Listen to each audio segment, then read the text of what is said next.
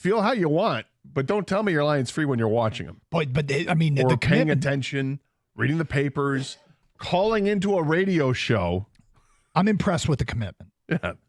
He was committed. 248-539-9797. Bill is next here on 97.1 A Ticket. Hi, Bill. Good afternoon, afternoon. How you doing, gentlemen? Morning, still. Mike and I can pretty much be brothers. Sorry to say, Gator, just because, I pay attention to him, but I despise him just as Mike does. I'm not. Your definition of Lions free and my definition of Lions free are different, I guess.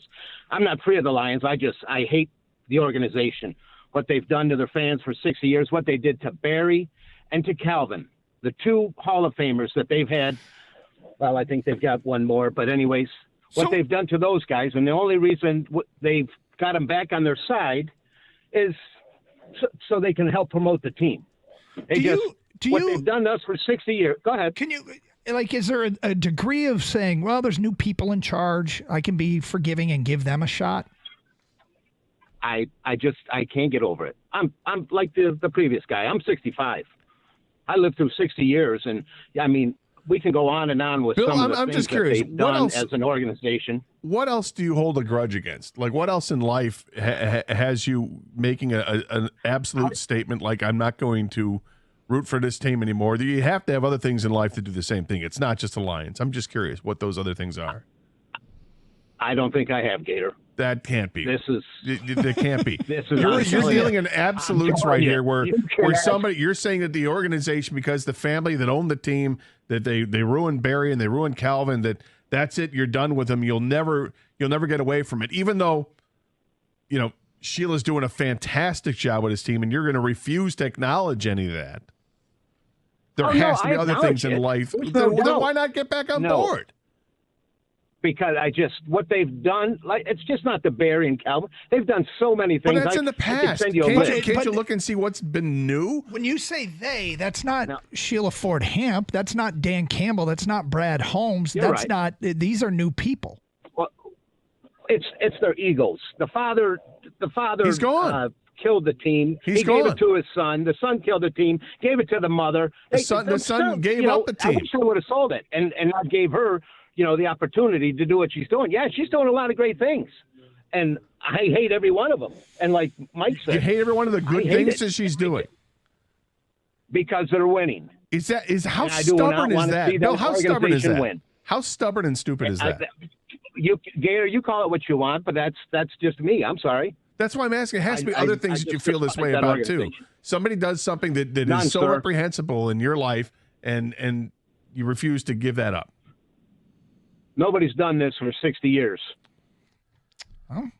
How about the last 4? It's true commitment. I got to be honest with you. A part of me definitely respects the last 2 callers and their commitment. No, I'm serious with this. Like, Gator, you watch a lot of like Game of Thrones, House of the Dragon, right? Fictional stuff, yeah. Yeah, but the lineage, it doesn't matter. They hate the lineage. It does not matter what the rest of the kids, grandkids, all that stuff. That I don't respect. That I don't respect that part. But this is how deep it is. My point is they don't care that's not the same person. I think, like you, it's kind of funny to say. It's interesting to see how these people are that committed to it.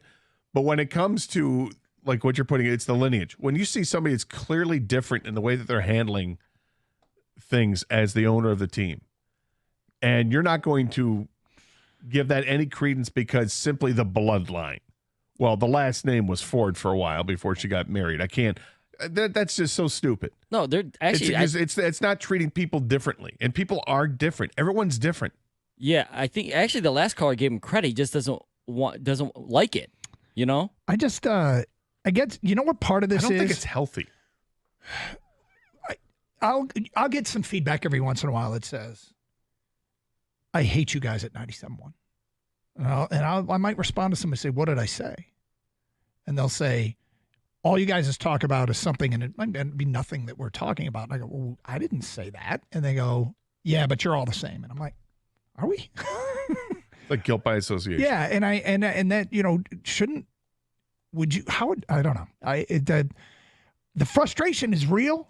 The fact that there's somebody new in charge that is hired, that's brought in Brad Holmes, the most competent Lions GM we've seen in our lifetime that's brought in Dan Campbell.